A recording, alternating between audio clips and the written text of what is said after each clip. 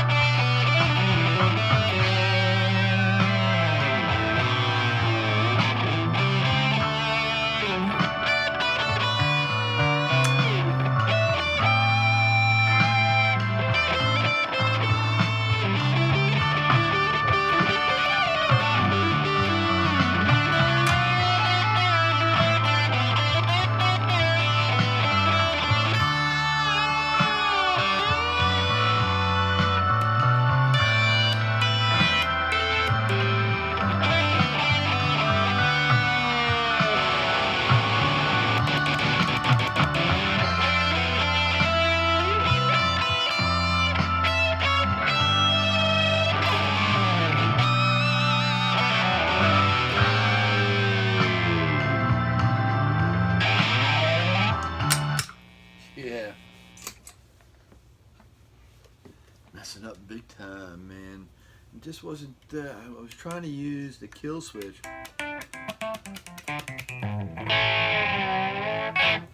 to, for other things. Like.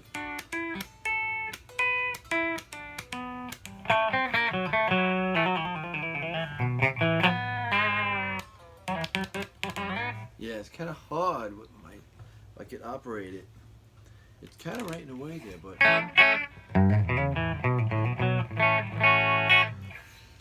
So yeah, what we have here, let me do the old switcheroony before I forget. Y'all.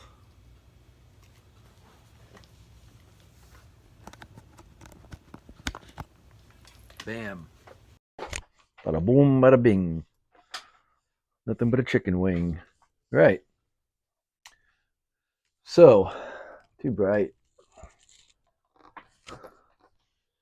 Yeah, I pulled this puppy out. I've got a couple of cases in the closet, and I don't remember what's in them. So when I'm curious, and they open it up, almost every day is a new guitar day, because I'm like, oh yeah, that's right, I have one of those. So I had this in a Keith Urban guitar case. I bought a Keith Urban guitar.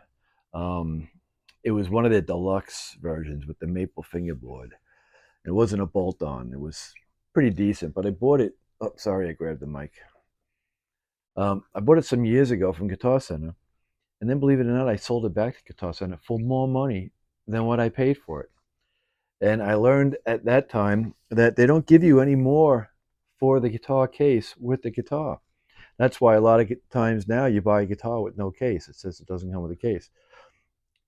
So since then, I've learned my lesson. Now, if I get a guitar with a case, I bring it to the store. If I'm going to sell it to the store, I'm not giving them the guitar case.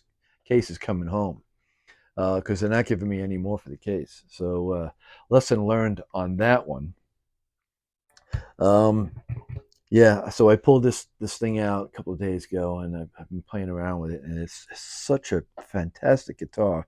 Um, I figured let me do something that nothing Van Halen ish, because I still with my shoulder still have a problem doing hammer-ons and using the tremolo. Yes, I said tremolo. Guys have been pronouncing that differently. I've got guys coming over to the house to buy guitars from me, and I don't know what they call that, but the tremolo. So I still can't do that with my shoulder, but and I still have a hard time with the hammer-ons. Like, what can I do to play this and kind of show off the dead switch? Um, so I thought of this. This is it's like two different songs put together as one. I'm not really familiar what it was, but it sounded kind of like psychedelic. So I figured let me use that, see what I can do. But and then as I'm playing, I'm my buddy told me too. Like when I hit a wrong note, I'm like, oh man, and that's why I say one take beanie, because if I hit a wrong note, I'm going to leave it in because I'm not a professional player. I'm not that kind of guy that's got to do it 1,000 times to make sure it's perfectly right. I'm not playing through a studio, a mixing board, a computer. Do my pedal board out of my amp with the loop pedal coming out of another line 6 little 10-inch speaker kind of thing. And I'm just playing to it in a live kind of setting. So no special effects to make anything I do sound good. So when I do hit a wrong note, I'm like, why do they hit that wrong note? And my buddy will, he's a professional, so he says all the time, don't say when you hit the wrong note. Because I used to even go, oh man, I hit that wrong note. And he was, don't even say it. And then now I've got the habit of shaking my head. And he's like, don't even do that. Because a lot of times people don't know you hit a wrong note. Only other, you know, guitar players might realize you hit the wrong note. But for the normal audience, they're not going to catch it. So don't do it. So, but I still have that, oh man, why did I do that? Why did I hit that note? But if I were to delete this and try to redo it again, I'm going to make more than one or two mistakes. So I've learned just stick with the first one. And people would say, "Hey, look, the guy's still playing. I'm still learning how to play since I started at 8 years old." So had I stuck with some kind of formal training, I tried, like I said, in '82, and I took all of 3 lessons, and I just couldn't comprehend it at all. Um, so I had I had funny thing. Um, I went to school with these girls in my neighborhood, Joyce and Janet Friedman, out of Medford, Long Island, and my mom was having coffee at their house and came home, and she said, they have an older brother that plays guitar, and I told him that you play guitar, and he said, if you ever want to, well, I heard that, and I bolted out the door. My father took so many, because he was a photographer as well, like an amateur photographer. Anytime he took a picture, and he took a picture of family or I'm in it, I've always got my guitar with me, and I slept with it on the side of my bed. I didn't sleep with it in my bed. Come on, I'm not that strange. But I slept with it on the side of my, and everywhere, even breakfast, lunch, and dinner, man, that guitar was either in my lap while I'm eating.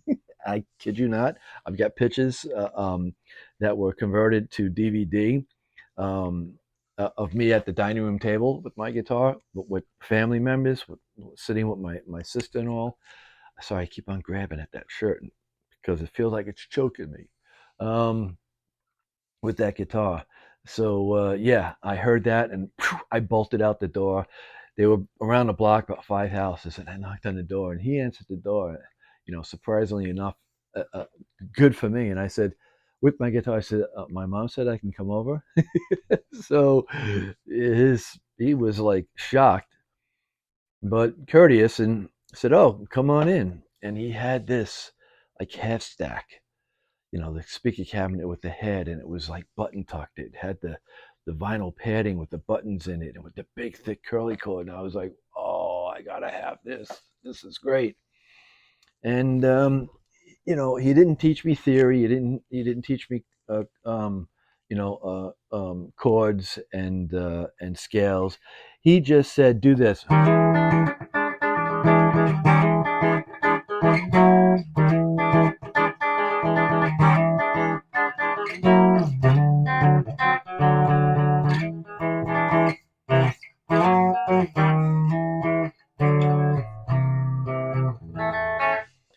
Something along those lines. So his one of my buddies trying to call through right now.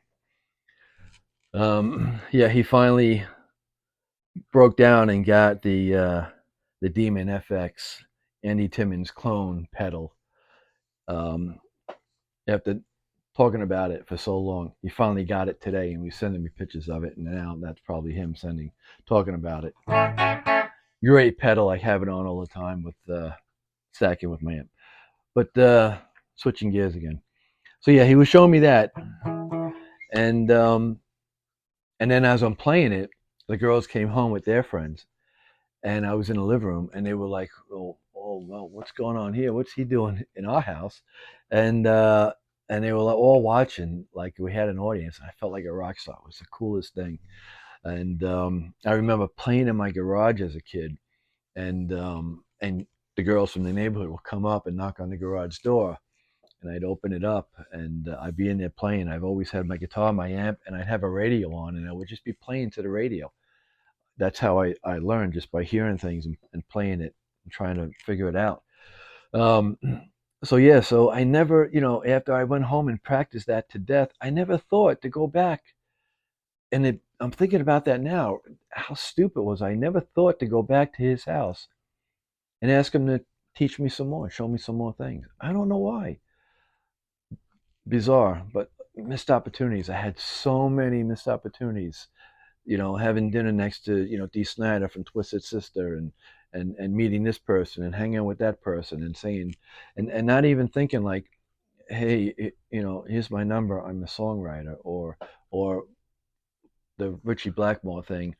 My buddy that I used to train, he said that when I met him, I should have told him because he was into that.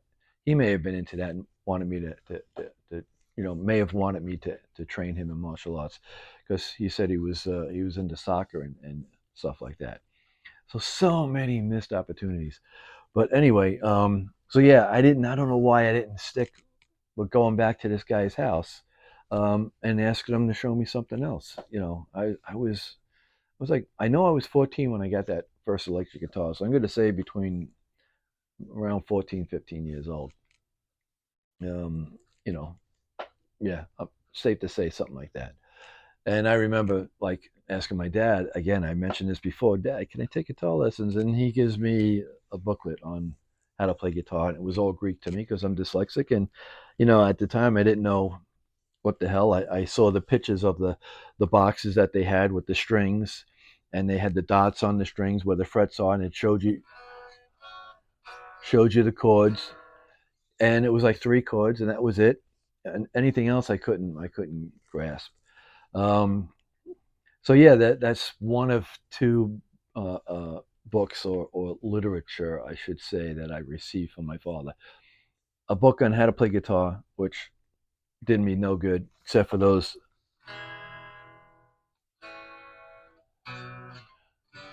3 or 4 chords, I think it was. No, it was, yeah,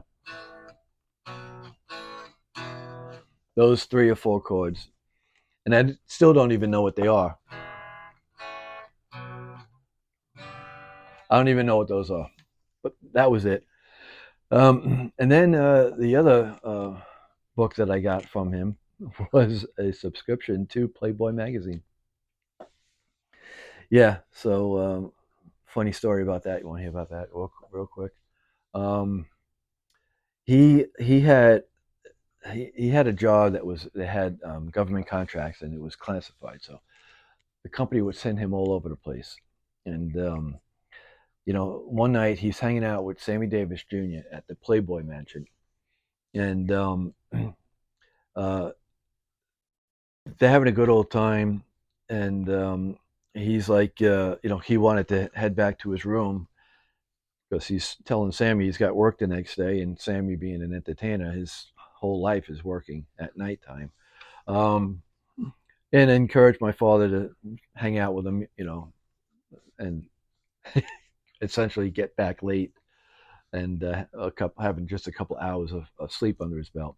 Um, and he was offered a subscription to the Playboy magazine, and um, Sammy, uh, and I guess my father thought it would be a fun idea to put it in my name.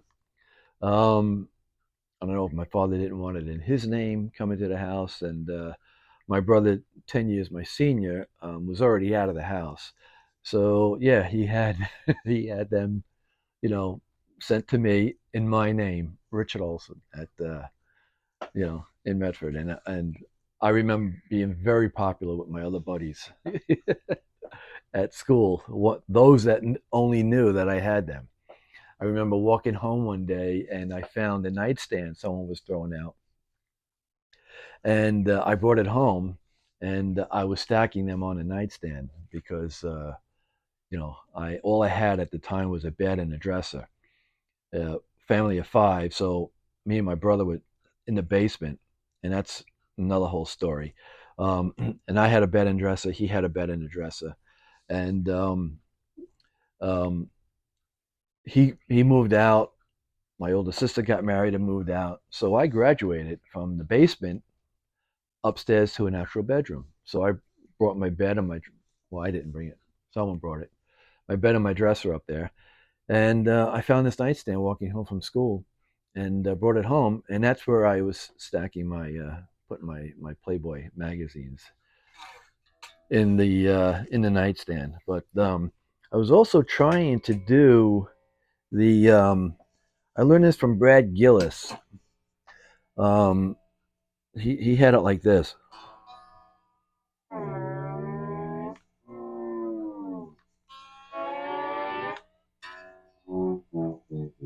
Like cars are going by. So I was trying to do that with the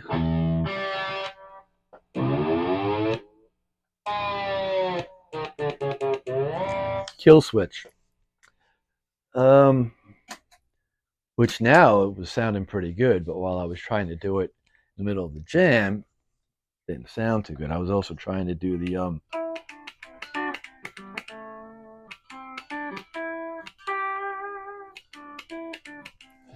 again, sounds better with a little dirt.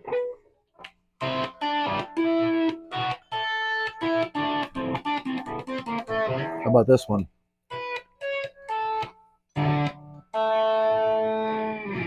Yeah, what's that from? So yeah, I was trying to do that with the Morse code button. The anyone know this one?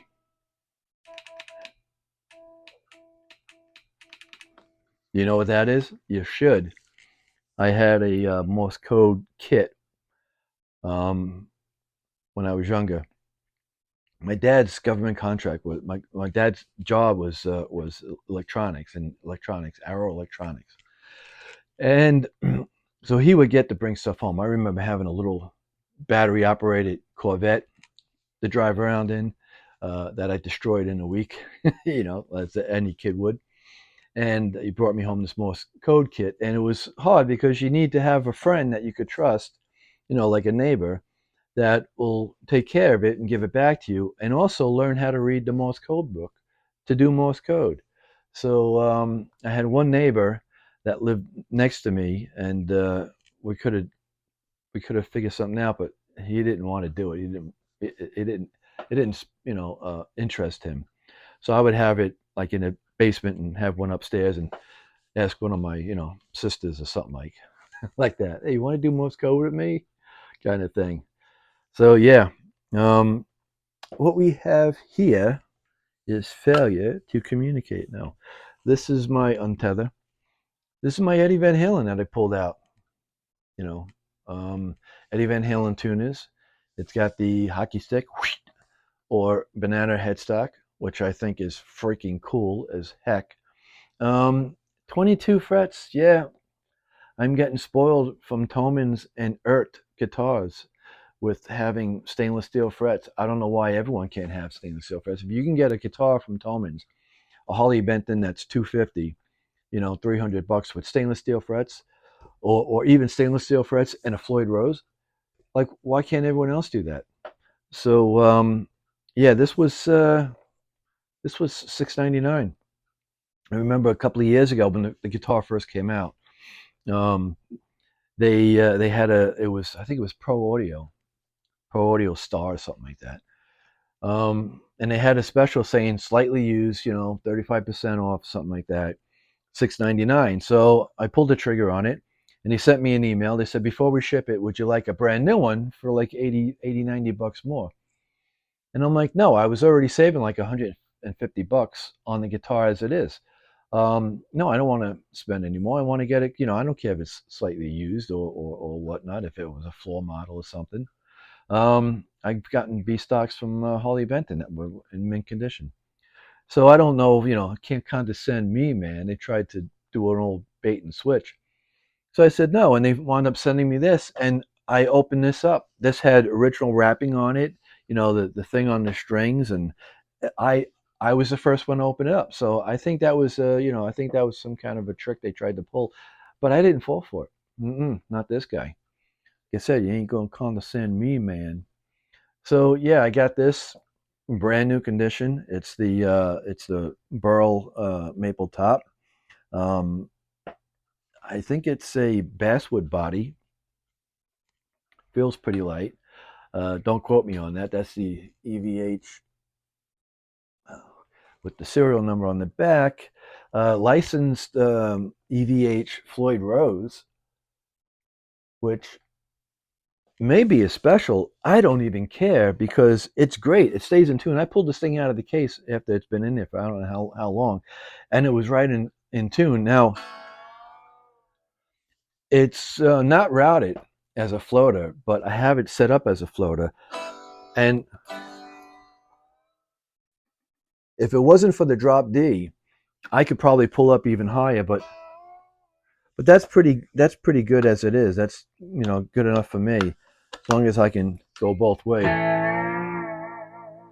like that. So that's fine. I love the tone, how tight it is, but I hate this speed knob. Just that drives me nuts. So yeah, I'm sure it's because it says EVH Floyd Rose. It doesn't. I don't remember even in the description if it was a 1000 or anything like that. It doesn't. It's got some black parts on it, so I don't think it's all stainless steel. But who knows?